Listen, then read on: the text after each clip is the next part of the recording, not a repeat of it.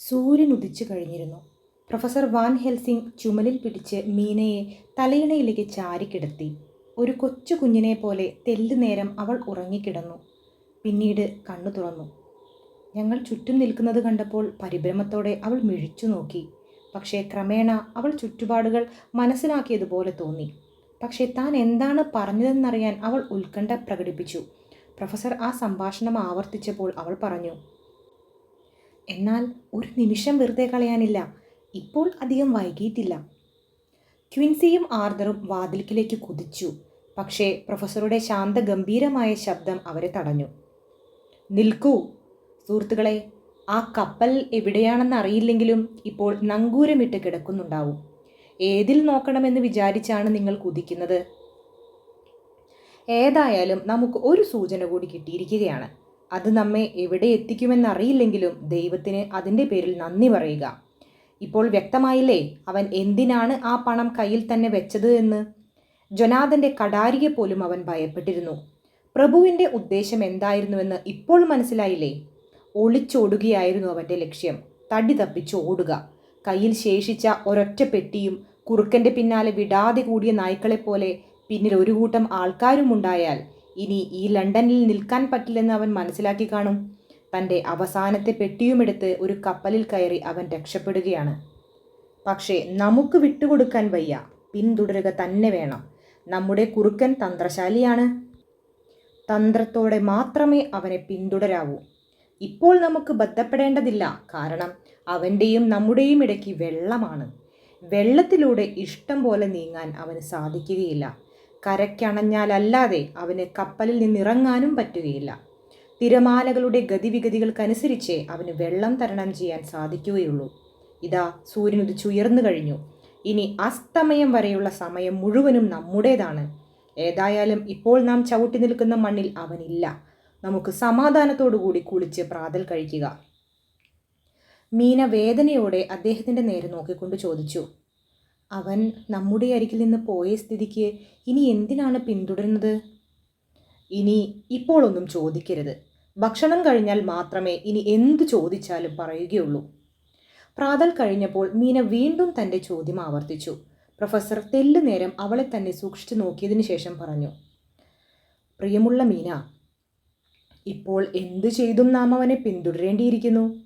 അത് നമ്മെ നരകത്തിലേക്കാണ് ചെന്നെത്തിക്കുന്നതെന്ന് വന്നാൽ കൂടെ ഇനി അവനെ വെറുതെ വിടാൻ നിവൃത്തിയില്ല.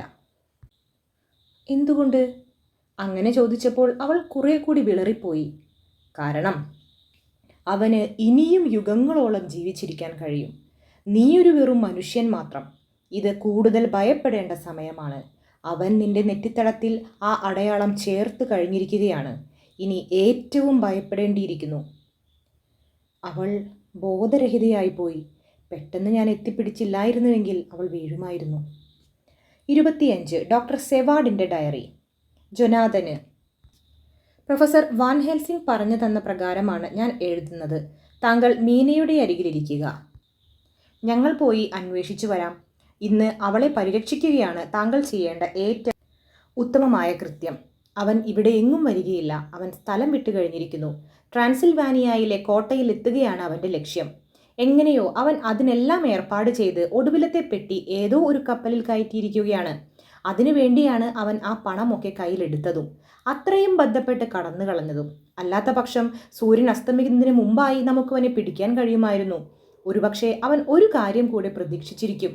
അവൻ്റെ പ്രജയായി തീർന്ന ലൂസിയുടെ കുഴിമാടം തനിക്കായി ഏത് നിമിഷവും തുറന്നു വെച്ചിരിക്കുമെന്ന് അവൻ കരുതിയിരിക്കും. പക്ഷേ അവിടെയും പരാജയം അടഞ്ഞപ്പോൾ അവൻ തീർച്ചപ്പെടുത്തി ഇനി ഇവിടെ നിന്നാൽ രക്ഷയില്ലെന്ന്. അങ്ങനെ തൻ്റെ സ്വഗൃഹത്തിലേക്ക് പോകുന്ന ഒരു കപ്പൽ കണ്ടെത്തുകയും അവൻ അതിൽ കടന്നുകൂടുകയും ചെയ്തു. ഇപ്പോൾ ഞങ്ങൾ ആ കപ്പൽ ഏതാണെന്നും എവിടേക്കാണ് പോകുന്നതെന്നും അന്വേഷിക്കുകയാണ്. കണ്ടെത്തിയാൽ തിരിച്ചു വന്ന് താങ്കളോട് വിവരം പറയാം. നാം ഇപ്പോൾ പിന്തുടരുന്ന ആ കൊടും ക്രൂരനായ രാക്ഷസൻ വളരെ കൊല്ലങ്ങൾ ചിന്തിച്ച് ആസൂത്രണം ചെയ്തതിന് ശേഷമാണ് ഇവിടേക്ക് വന്നത്. നാം ഒരു ദിവസം കൊണ്ട് കണ്ടുപിടിച്ച് അവനെ തുരത്തുകയും ചെയ്തിരിക്കുന്നു. നമുക്ക് ഇനിയും പ്രതീക്ഷിക്കാൻ വകയുണ്ട്. ഈ സമയം ആരംഭിച്ചിട്ടേയുള്ളൂ. ഇതിൽ ഒടുവിൽ നാം വിജയിക്കുകയും ചെയ്യും. അതിനാൽ ഒന്നുകൊണ്ടും വിഷമിക്കാതിരിക്കുക. ജൊനാഥൻ്റെ ഡയറി. ഒക്ടോബർ 4. വാൻ ഹെൽസിംഗിൻ്റെ കുറിപ്പ് വായിച്ചു കേട്ടപ്പോൾ മീനയ്ക്ക് വളരെയധികം ആശ്വാസമായി. എന്നെ സംബന്ധിച്ചിടത്തോളം ആണെങ്കിൽ ഈ അത്യാപത്ത് ഇപ്പോൾ കൺമുമ്പിലില്ലെന്നിരിക്കെ എനിക്ക് അങ്ങനെ ഒരു കാര്യത്തിൽ വിശ്വാസം തന്നെ തോന്നിയില്ല. ഡ്രാക്കുള കോട്ടയിൽ വെച്ചുണ്ടായ അതിഭീകരമായ അനുഭവങ്ങൾ പോലും എന്നോ കണ്ട് മറന്നുപോയ ഒരു പേടി സ്വപ്നം പോലെയായി ഈ പൊട്ടിച്ചിരിക്കുന്ന പകൽ വെളിച്ചത്തിൽ. ഹോ, എനിക്കെങ്ങനെ വിശ്വസിക്കാതിരിക്കാൻ കഴിയും? എൻ്റെ ഓമനയുടെ നെറ്റിത്തടത്തിലെ ആ ചുവന്ന കല, അത് നിലനിൽക്കുന്നിടത്തോളം കാലം ഒന്നും വിശ്വസിക്കാതിരിക്കാൻ കഴിയില്ല. വെറുതെ ഇരുന്ന് മടുത്തപ്പോൾ ഞങ്ങൾ എല്ലാ ഡയറികളും വീണ്ടും വായിച്ചു തീർത്തു. ഇപ്പോൾ ഭയം കുറഞ്ഞു വരികയാണ്. ക്രമേണ എല്ലാം സത്യങ്ങളാണെന്ന് വ്യക്തമാവുന്നു. ശാശ്വതമായ നന്മ കൈവരുത്തുന്നതിന് വേണ്ടിയുള്ള ഉപകരണങ്ങൾ മാത്രമാണ് നാം എന്നാണ് മീന പറയുന്നത്. ആയിരിക്കാം, ഞാനും അങ്ങനെ വിശ്വസിക്കാൻ ശ്രമിക്കട്ടെ. സമയം വളരെ വേഗത്തിലാണ് നീങ്ങുന്നത്. 3 മണിയായി കഴിഞ്ഞു. മീനയുടെ ഡയറി, ഒക്ടോബർ 5 വൈകുന്നേരം 5 മണി. ഞങ്ങളുടെ ചർച്ച ആരംഭിച്ചു. ഡ്രാക്കുളയുടെ പെട്ടി കണ്ടുപിടിക്കാൻ അന്ന് നടത്തിയ ശ്രമങ്ങളെ പ്രൊഫസർ വാൻ ഹെൽസിംഗ് വിശദീകരിച്ചു. ട്രാൻസിൽവാനിയയിൽ തിരിച്ചെത്തുകയാണല്ലോ അവൻ്റെ ഉദ്ദേശ്യം. അപ്പോൾ പിന്നെ ഡാന്യൂബ് വഴിയായോ അല്ലെങ്കിൽ കരിങ്കടലിലൂടെയോ മാത്രമേ അവൻ പോവുകയുള്ളൂ. കാരണം അതുവഴിയാണ് അവൻ വന്നത്.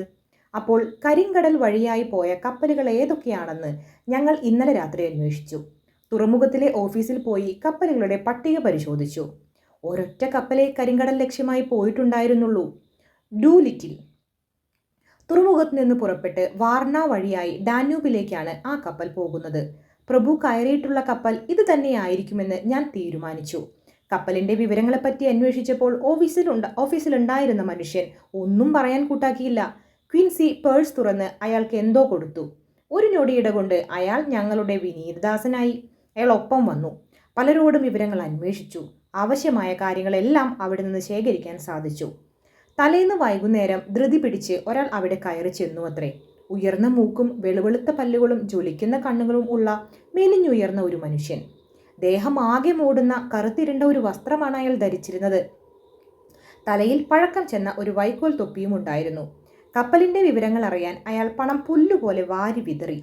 കരിങ്കടലിലൂടെ പോകുന്ന കപ്പലിൻ്റെ വിവരങ്ങളാണ് അയാൾ അന്വേഷിച്ചത്. ചിലർ അയാളെ ഓഫീസിലേക്ക് കൂട്ടിക്കൊണ്ടുപോയി, അവിടെ നിന്ന് കപ്പലിലേക്കും. പക്ഷേ അയാൾ കപ്പലിലേക്ക് കയറിയില്ല. ചവിട്ടുപടിയുടെ വക്കത്ത് നിന്ന് ക്യാപ്റ്റനെ വിളിക്കുകയേ ചെയ്തുള്ളൂ. ക്യാപ്റ്റൻ ഇറങ്ങിച്ചെന്നു. ആദ്യം അയാളുമായി യോജിച്ചില്ലെങ്കിലും ലോഭമില്ലാതെ പണം കൊടുക്കാമെന്നായപ്പോൾ ക്യാപ്റ്റൻ സമ്മതിച്ചു. ആ മനുഷ്യൻ പോയി. തിരിച്ചു വന്നത് ഒരു കുതിരവണ്ടി സ്വയം തെളിച്ചുകൊണ്ടാണ്. അതിൽ ഒരു കൂറ്റൻ പെട്ടി ഉണ്ടായിരുന്നു. അയാൾ തനിയെ അത് പിടിച്ച് താഴെ വെച്ചു. പക്ഷേ കപ്പലിലേക്ക് എടുത്തു കയറ്റാൻ കുറേയധികം കൂലിക്കാർ കൂടി താങ്ങി പിടിക്കേണ്ടി വന്നു. അത് എങ്ങനെ എവിടെ വെക്കണമെന്നതിനെപ്പറ്റി അയാൾ ക്യാപ്റ്റനോട് വളരെയധികം വിശദീകരിച്ചു പറഞ്ഞു. അദ്ദേഹത്തിന് അത് രസിച്ചില്ല. വേണമെങ്കിൽ സ്വയം വന്ന് ഇഷ്ടമുള്ളിടത്ത് വെച്ചുകൊള്ളുവാൻ ക്യാപ്റ്റൻ അയാളോട് ആവശ്യപ്പെട്ടു. പക്ഷേ തനിക്ക് വളരെയധികം ജോലിയുള്ളതുകൊണ്ട് വരാൻ നിവൃത്തിയില്ലെന്നാണ് അയാൾ പറഞ്ഞത്. വേണമെന്നുണ്ടെങ്കിൽ വേഗത്തിൽ എല്ലാം ശരിപ്പെടുത്തിക്കൊള്ളണം. കപ്പൽ പുറപ്പെടാറായി എന്ന് ക്യാപ്റ്റൻ അയാളെ അറിയിച്ചു. അയാൾ ഒന്ന് മന്ദഹസിക്കുക മാത്രമേ ചെയ്തുള്ളൂ. കപ്പൽ പുറപ്പെടാറാവുന്നതിന് മുമ്പായി താൻ തിരിച്ചെത്തിക്കൊള്ളാമെന്ന് അയാൾ ശപഥം ചെയ്തു. കുപിതനായ ക്യാപ്റ്റൻ ഒരൊറ്റ ഫ്രഞ്ചുകാരനെയും തൻ്റെ കപ്പലിൽ കയറ്റുകയില്ലെന്ന് തീർത്തു പറഞ്ഞു. അപ്പോൾ കപ്പൽ യാത്രയ്ക്ക് ആവശ്യമായ കടലാസുകളൊക്കെ വാങ്ങാനായി അയാൾ പോയി. പക്ഷേ അയാൾ എവിടേക്കാണ് പോയതെന്ന് ആരും കണ്ടില്ല.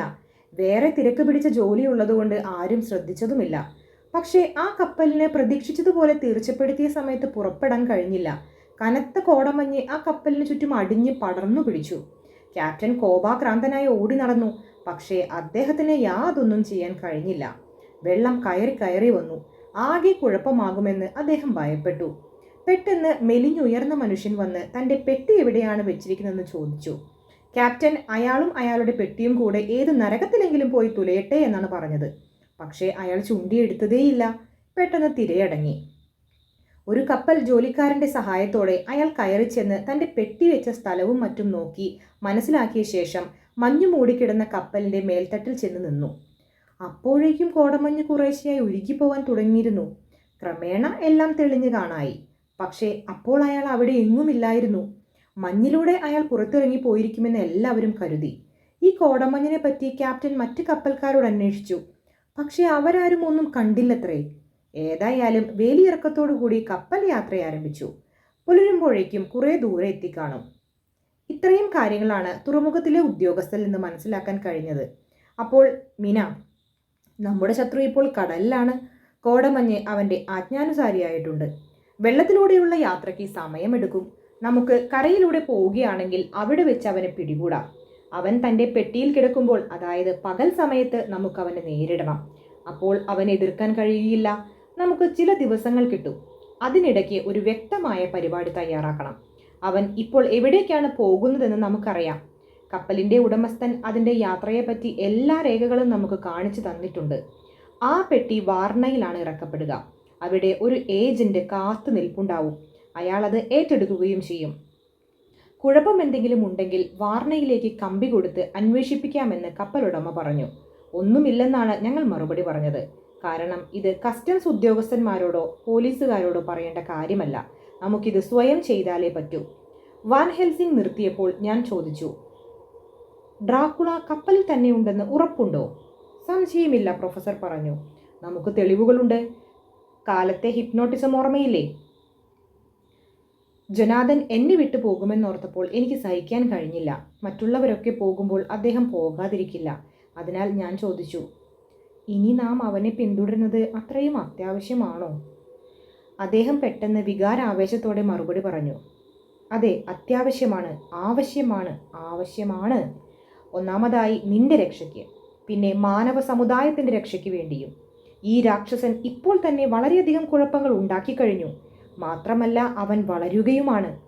അവനെപ്പോലെ ഇനി ഒരു പിശാചും കൂടി ഉണ്ടാവുകയും അവനും ഇതേ ജോലി ആരംഭിക്കുകയും ചെയ്താൽ പിന്നെ നമുക്ക് തടുക്കാൻ കഴിഞ്ഞെന്ന് വരില്ല. ഈ പിശാചിൻ്റെ ആവാസ ഭൂമി തന്നെ ഇപ്പോൾ അത്ഭുതങ്ങളുടെ നാടായി തീർന്നിട്ടുണ്ട്. സാധാരണ മനുഷ്യൻ്റേതിൽ നിന്ന് എത്രയോ മടങ്ങ് അധികം ധൈര്യവും സ്ഥൈര്യവും ഉണ്ടവന്.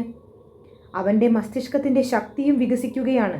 ഇവിടെ ഇതാ അവൻ നിന്നെ തന്നെ വിഷബാധിതയാക്കിയിട്ടുണ്ട്. ഓ പ്രിയപ്പെട്ട കുഞ്ഞെ, അങ്ങനെ പറയുന്നതിൽ എന്നോട് പൊറുക്കൂ. നിന്റെ നന്മയ്ക്ക് വേണ്ടി കൂടിയാണ് ഞാൻ സംസാരിക്കുന്നത്. വളരെ ബുദ്ധിപൂർവമാണ് അവൻ നിന്നെ കളങ്കപ്പെടുത്തിയിട്ടുള്ളത്. ഇനി അവൻ ഒന്നും തന്നെ ചെയ്യുന്നില്ലെങ്കിലും നീ മൃതയായാൽ അവനെപ്പോലെ ആയിത്തീരും. ഈശ്വര, അങ്ങനെ ഒരു കാലത്തും സംഭവിക്കാതിരിക്കട്ടെ. അങ്ങനെ സംഭവിക്കരുതെന്ന് നാം ഒരുമിച്ച് ശപഥം ചെയ്തിട്ടുണ്ട്. ആ പിശാചിന് അടിയറ വയ്ക്കപ്പെടുന്നതിൽ നിന്ന് മനുഷ്യ സമുദായത്തെ രക്ഷിക്കാൻ നാം കടപ്പെട്ടവരാണ്. ഇതിനകം തന്നെ ഒരു പരിശുദ്ധാത്മാവ് അവന് അടിയറ വയ്ക്കപ്പെട്ട് കഴിഞ്ഞിട്ടുണ്ട്. ഇനി അത് ആവർത്തിക്കാൻ അനുവദിച്ചുകൂടാ. നമുക്ക് സമരം തുടരണം. ഇതിൽ മരിക്കേണ്ടി വരികയാണെങ്കിൽ പോലും അതൊരു സതുദ്ദേശത്തിന് വേണ്ടിയാണല്ലോ. അദ്ദേഹം നിർത്തിയപ്പോൾ ഞാൻ ചോദിച്ചു, പക്ഷേ അവൻ ഇനി കുറേ ബുദ്ധിപൂർവ്വം പ്രവർത്തിക്കുകയില്ലേ?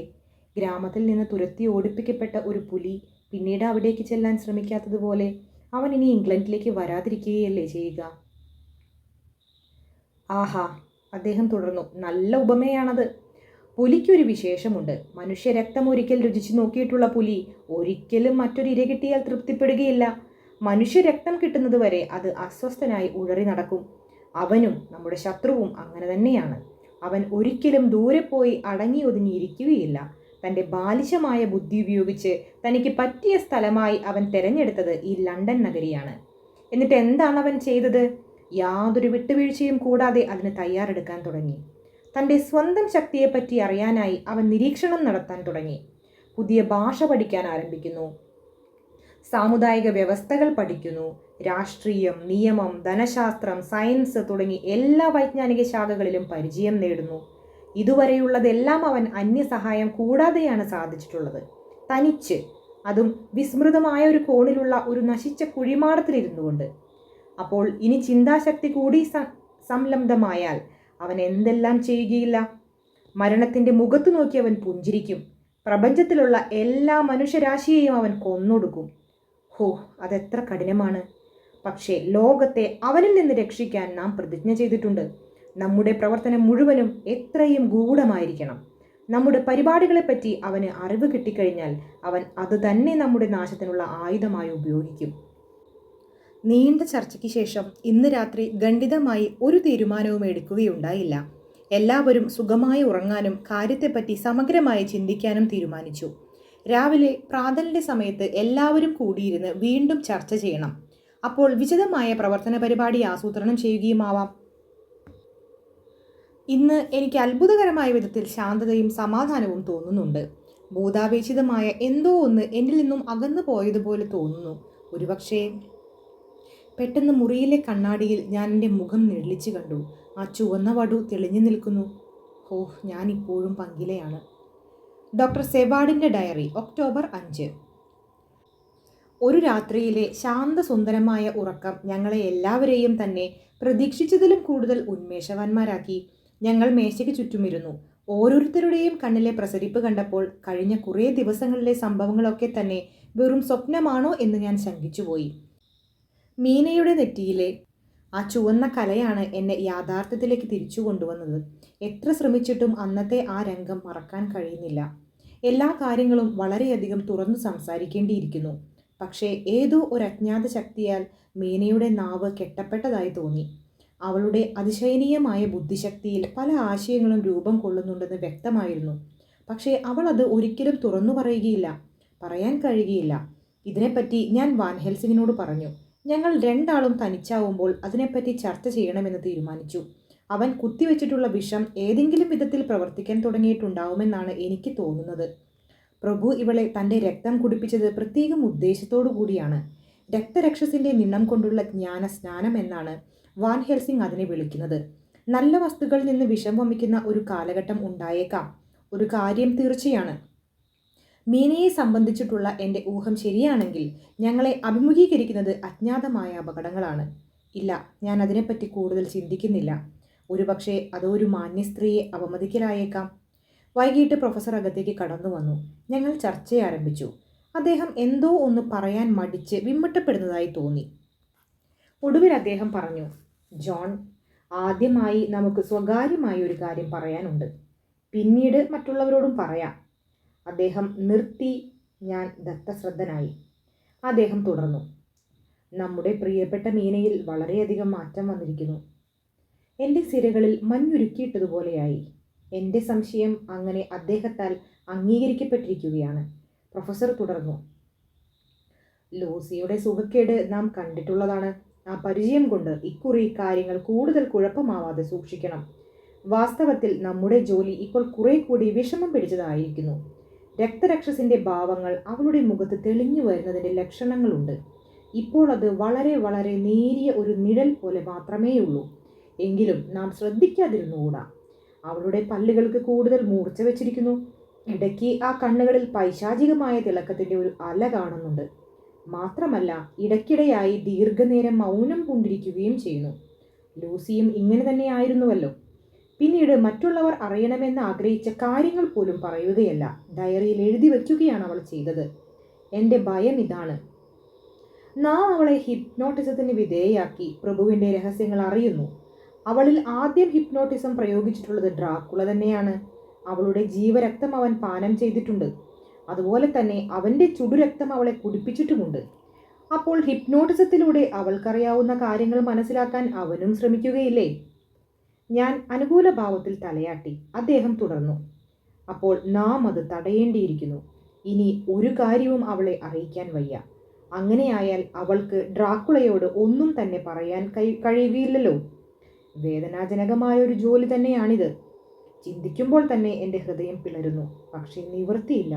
ഇന്ന് ചർച്ച ആരംഭിക്കുമ്പോൾ അവളെ അറിയിക്കാൻ വയ്യാത്ത ചില കാരണങ്ങളുടെ വെളിച്ചത്തിൽ നമ്മുടെ ചർച്ചകളിൽ അവൾ മേലിൽ പങ്കുകൊള്ളരുതെന്ന് പറയണം. നെറ്റിത്തടത്തിൽ പൊടിഞ്ഞ വിയർപ്പ് കണങ്ങൾ അദ്ദേഹം തുടച്ചു കളഞ്ഞു. ഞാനും അതേ അഭിപ്രായത്തിലാണ് എത്തിച്ചേർന്നിട്ടുള്ളതെന്ന് അദ്ദേഹത്തോട് പറഞ്ഞു. അദ്ദേഹത്തിന് തെല്ലാശ്വാസമായതുപോലെ തോന്നി. ഞങ്ങളുടെ പൊതു ചർച്ചയ്ക്ക് സമയമായി. വാൻ ഹെൽസിംഗ് തനിക്ക് പറയാനുള്ള കാര്യങ്ങൾക്ക് അവസാന രൂപം നൽകാൻ പോവുകയാണെന്ന് പറഞ്ഞു.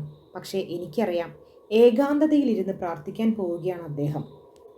വൈകിട്ട് ചർച്ചയുടെ ആരംഭത്തിൽ തന്നെ എനിക്കും വാൻ ഹെൽസിങ്ങിനും ഹൃദയത്തിൽ നിന്നൊരു ഭാരം ഒഴിഞ്ഞതുപോലെ തോന്നി. താൻ ചർച്ചയിൽ പങ്കുകൊള്ളുന്നില്ലെന്ന് മീന പറഞ്ഞയച്ചിരിക്കുന്നു. തൻ്റെ അഭാവത്തിലെ സ്വതന്ത്രമായി സംഭാഷണം തുടരാൻ കഴിയൂ എന്നാണ് അവളുടെ അഭിപ്രായം.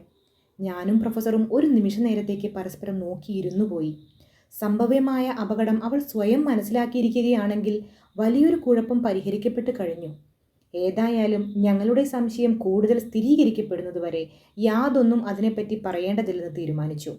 ഞങ്ങൾ പ്രവർത്തന പരിപാടിയെപ്പറ്റി ചർച്ച ആരംഭിച്ചു. പ്രൊഫസർ സംഭാഷണം തുടങ്ങി. നമ്മുടെ കപ്പൽ ഇന്നലെ രാവിലെ തെംസ് നദി വിട്ടിരിക്കുന്നു. കഴിയുന്നത്ര വേഗത്തോടെ പോയാലും അതിന് വാർണയിലെത്താൻ 3 ആഴ്ചയെങ്കിലും വേണ്ടിവരും. നമുക്ക് കരയിലൂടെ 3 ദിവസം കൊണ്ട് അവിടെ എത്താം. അപ്പോൾ എങ്ങനെയായാലും നമുക്കിവിടെ നിന്ന് 17-ാം തീയതി പുറപ്പെട്ടാൽ മതി. എന്നാൽ കപ്പൽ എത്തുന്നതിന് ഒരു ദിവസം മുമ്പായി നമുക്ക് വാർണയിലെത്താം.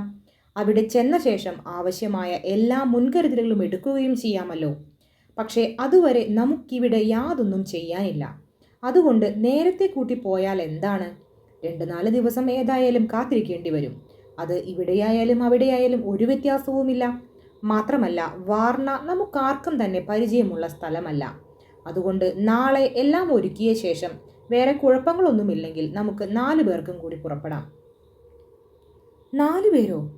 ഓരോരുത്തരെയും മാറി മാറി നോക്കിക്കൊണ്ട് ജൊനാഥൻ ചോദിച്ചു. അതെ, പ്രൊഫസർ ഉടനെ തന്നെ പ്രതിവചിച്ചു.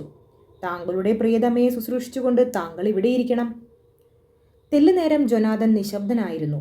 പിന്നീട് പറഞ്ഞു, നമുക്കതിനെപ്പറ്റി കാലത്ത് സംസാരിക്കാം. എനിക്ക് മീനയുടെ അഭിപ്രായം കൂടി അറിയണം. നമ്മുടെ പരിപാടികളെപ്പറ്റി അവളോട് പറയുന്നത് സൂക്ഷിച്ചു വേണമെന്ന് പ്രൊഫസർ പറയാതിരിക്കുകയില്ലെന്ന് ഞാൻ കരുതി. പക്ഷേ അദ്ദേഹം തീരെ ശ്രദ്ധിച്ചില്ല.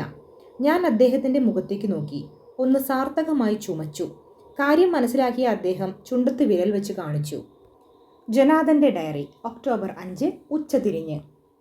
കാലത്തെ സംഭാഷണത്തിന് ശേഷം കുറേ നേരത്തേക്ക് എനിക്ക് യാതൊന്നും ചിന്തിക്കാൻ തന്നെ കഴിഞ്ഞില്ല. എന്തുകൊണ്ടാണ് ഇനിമേലിൽ യാതൊന്നിലും പങ്കെടുക്കുകയില്ലെന്ന് മീന പറഞ്ഞത്? ഞാൻ വളരെ നേരം അതിനെപ്പറ്റി തന്നെ ഓർത്തു നോക്കി. പക്ഷേ ഒരു തീരുമാനത്തിലും എത്താൻ കഴിഞ്ഞില്ല. അവളുടെ അഭിപ്രായം കേട്ടപ്പോഴത്തെ മറ്റുള്ളവരുടെ ഭാവവും എന്നെ അതിശയിപ്പിച്ചു. ഇനിമേൽ യാതൊന്നും രഹസ്യമാക്കി വയ്ക്കരുതെന്ന് കഴിഞ്ഞ തവണ തീരുമാനിച്ചതാണ്. മീന ശാന്തമായി സുഖമായി കിടന്നുറങ്ങുകയാണ്, ഒരു കൊച്ചു കുഞ്ഞിനെ പോലെ. കുറേ കഴിഞ്ഞ് എല്ലാം വിചിത്രമായിരിക്കുന്നു. ഉറങ്ങിക്കിടക്കുന്ന മീനയെ തന്നെ സൂക്ഷിച്ചു നോക്കിയിരിക്കുകയായിരുന്നു ഞാൻ. സമയം സന്ധ്യയോടടുത്തു. പെട്ടെന്ന് മീന കണ്ണു തുറന്നു. മന്ത്രമധുരമായ സ്വരത്തിൽ അവൾ പറഞ്ഞു, ജൊനാഥൻ, ഞാൻ അപേക്ഷിക്കുന്നു, ഒരു കാര്യം അങ്ങ് സത്യം ചെയ്യണം. ദൈവത്തിൻ്റെ പേരിൽ എന്നോട് സത്യം ചെയ്യൂ. പിന്നീട് ഒരിക്കലും മുട്ടുകുത്തി നിന്ന് കണ്ണീരൊഴുക്കിക്കൊണ്ട് ഞാൻ തന്നെ കേൺ അപേക്ഷിച്ചാൽ പോലും അത് ലംഘിക്കരുത്. വേഗം, ഇപ്പോൾ തന്നെ വേണം. മീന, പെട്ടെന്ന് എനിക്കങ്ങനെ സത്യം ചെയ്യാൻ വയ്യ. ഒരുപക്ഷെ അങ്ങനെ സത്യം ചെയ്യാൻ എനിക്ക് അവകാശമില്ലെന്ന് വരാം. പക്ഷേ പ്രാണേശ്വര, ശാന്തഗംഭീര സ്വരത്തിലാണ് അവൾ സംസാരിച്ചത്. അവളുടെ കണ്ണുകൾ പ്രഭാത താരകൾ പോലെ തിളങ്ങിയിരുന്നു. അതെൻ്റെ ആഗ്രഹമാണ്, എനിക്ക് വേണ്ടിയല്ല താനും. വേണമെങ്കിൽ പ്രൊഫസർ വാൻ ഹെൽസിങ്ങിനോട് ചോദിച്ചോളൂ. അദ്ദേഹം സമ്മതിക്കുകയാണെങ്കിൽ പിന്നെ അങ്ങ് ഇഷ്ടം പോലെ ചെയ്തോളൂ. ഞാൻ ശപഥം ചെയ്യുന്നു, ഞാൻ പറഞ്ഞു. ഒരു നിമിഷ നേരത്തേക്ക് അവൾ സ്വർഗീയ സൗഖ്യം അനുഭവിക്കുന്നത് പോലെ തോന്നി. അവൾ പറഞ്ഞു, ഡ്രാക്കുളയ്ക്കെതിരായി എടുക്കുന്ന യാതൊരു പരിപാടിയും മേലാൽ എന്നോട് പറയുകയില്ലെന്ന് സത്യം ചെയ്യൂ. വാക്കുകളിലോ ഭാവങ്ങളിലോ മറ്റു യാതൊരു വിധത്തിലും അതിനെപ്പറ്റി എൻ്റെ മുമ്പിൽ വെച്ച് സൂചിപ്പിക്കരുത്. ഇത് എന്നിൽ നിലകൊള്ളുന്നിടത്തോളം കാലം. അവൾ തൻ്റെ നെറ്റിത്തടത്തിലേക്ക് വിരൽ ചൂണ്ടി. ഏറ്റവും ഉള്ളിൽ തട്ടിയാണ് അവൾ പറയുന്നതെന്ന് എനിക്ക് മനസ്സിലായി. ഞാൻ പറഞ്ഞു, ഞാൻ സത്യം ചെയ്യുന്നു. അത് പറഞ്ഞപ്പോൾ ഞങ്ങൾ ഇരുവരുടെയും ഇടയിൽ ഒരു കവാടം എന്നേക്കുമായി അടയ്ക്കപ്പെട്ടുവെന്ന് എനിക്ക് തോന്നി. അർദ്ധരാത്രി. ഇന്ന് വൈകുന്നേരം മുഴുവനും മീന അത്യധികം ഉല്ലാസവതിയായിരുന്നു. അതിനാൽ തന്നെ ബാക്കിയുള്ളവർക്കും വളരെയധികം ആശ്വാസം തോന്നി. എല്ലാവരും നേരത്തെ ഉറങ്ങാൻ കിടന്നു. മീന ഒരു കുഞ്ഞിനെ പോലെ ഉറങ്ങുകയാണ്. ഈ കുഴപ്പങ്ങളുടെ ഇടയിലും അവൾക്ക് സുഖനിദ്ര കിട്ടുന്നുവെന്നത് വിചിത്രമായി തോന്നുന്നു. ഏതായാലും അത്ര നേരത്തേക്കെങ്കിലും അവൾക്കെല്ലാം മറക്കാൻ കഴിയുന്നുണ്ടല്ലോ. ഹാ, എനിക്കും ഇങ്ങനെ ശാന്തചിത്തനായി ഒന്ന് ഉറങ്ങാൻ കഴിഞ്ഞെങ്കിൽ. ഒക്ടോബർ 6 രാവിലെ ഇന്നലത്തെ നേരത്ത് തന്നെ മീന എന്നെ ഉണർത്തി. വാൻ ഹെൽസിങ്ങിനെ വിളിക്കാൻ ആവശ്യപ്പെട്ടു. എനിക്ക് കാര്യം മനസ്സിലായി. ഞാൻ പോയി പ്രൊഫസറെ വിളിച്ചുകൊണ്ടുവന്നു. അദ്ദേഹം എന്നെ പ്രതീക്ഷിച്ചു നിൽക്കുകയായിരുന്നുവെന്ന് തോന്നി. അദ്ദേഹം ഉടനെ വന്നു. മുറിയിലേക്ക് കടന്ന ഉടനെ അദ്ദേഹം ചോദിച്ചു, മറ്റുള്ളവരെ വിളിക്കണോ? വേണ്ട, അവൾ പ്രതിവചിച്ചു. അവരോട് പറഞ്ഞാൽ മതി. നിങ്ങളെല്ലാവരും പോകുമ്പോൾ ഞാനും ഒരുമിച്ച് വരുന്നു. പ്രൊഫസർ വല്ലാതെ അമ്പരന്നതുപോലെ തോന്നി. ഞാനും മിഴിച്ചുപോയി. ഒരു നിമിഷ നേരത്തെ നിശബ്ദതയ്ക്ക് ശേഷം അദ്ദേഹം ചോദിച്ചു, എന്തിന്? എന്നെയും കൊണ്ടുപോകണം. നിങ്ങളുടെ കൂടെയാവുമ്പോഴേ എനിക്ക് രക്ഷാബോധമുള്ളൂ. ഞാൻ കൂടെ ഉണ്ടാവുന്നത് നിങ്ങൾക്കും രക്ഷയാണ്. മീന, അതെങ്ങനെ? നിന്റെ രക്ഷയാണ് ഞങ്ങളുടെ ജീവിത ലക്ഷ്യമെന്ന് നിനക്കറിയാം. അപകടത്തിലേക്കാണ് ഞങ്ങൾ പോകുന്നത്. ഇന്നത്തെ ചുറ്റുപാടിൽ ഇതുവരെ സംഭവിച്ചു കഴിഞ്ഞിട്ടുള്ളതിൻ്റെ വെളിച്ചത്തിൽ ഒപ്പം വരുന്നത് നിനക്ക് കൂടുതൽ അപായകരമാവുകയുള്ളൂ. അദ്ദേഹം കിതപ്പോടെ നിർത്തി. കൈവിരലുയർത്തി തൻ്റെ നെറ്റിത്തടം ചൂണ്ടിക്കാണിച്ചുകൊണ്ട് അവൾ തുടർന്നു, എനിക്കറിയാം.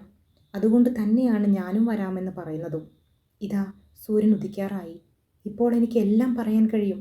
പിന്നീട് കഴിയുകയില്ല, എനിക്കറിയാം. പ്രഭു വിളിക്കുമ്പോൾ എനിക്ക് പോകേണ്ടി വരും. രഹസ്യമായി ചെല്ലാനാണ് അവൻ ആജ്ഞാപിച്ചിരിക്കുന്നതെങ്കിൽ എല്ലാവരെയും ജൊനാഥനെ പോലും കബളിപ്പിച്ച് എനിക്ക് പോകാതിരിക്കാൻ നിവൃത്തിയില്ല. അവൾ എൻ്റെ നേരെ ദയനീയമായി നോക്കി. ജീവിതത്തിൽ ഒരിക്കലും ആ നോട്ടം എനിക്ക് വിസ്മരിക്കാൻ കഴിയുകയില്ല. എൻ്റെ ഹൃദയം വിങ്ങി പൊട്ടുകയായിരുന്നു. കരയാൻ എൻ്റെ കണ്ണുകളിൽ കണ്ണുനീരില്ലായിരുന്നു. അവൾ തുടർന്നു, നിങ്ങൾ ധീരരാണ്, ശക്തരുമാണ്. സമുദായത്തെ അപകടത്തിൽ നിന്ന് രക്ഷിക്കാൻ നിങ്ങൾക്ക് കഴിയും. എല്ലാറ്റിനും പുറമെ എന്നെക്കൊണ്ടും പ്രയോജനമുണ്ടാകും. അങ്ങേക്കെന്നെ ഹിപ്നോട്ടിസത്തിന് വിധേയയാക്കാം. അപ്പോൾ എനിക്ക് പോലും അറിയാത്ത കാര്യങ്ങൾ മനസ്സിലാക്കുകയും ചെയ്യാം. വാൻ ഹെൽസിംഗ് ഉദാര ഗംഭീരമായ സ്വരത്തിൽ പറഞ്ഞു. മീന, നിന്റെ ബുദ്ധിശക്തിയെ ഞാൻ അഭിനന്ദിക്കുന്നു. ഞങ്ങളുടെ കൂടെ വന്നോളൂ. നമുക്ക് ഒരുമിച്ച് നിന്ന് നമ്മുടെ ലക്ഷ്യം നേടിയെടുക്കാം.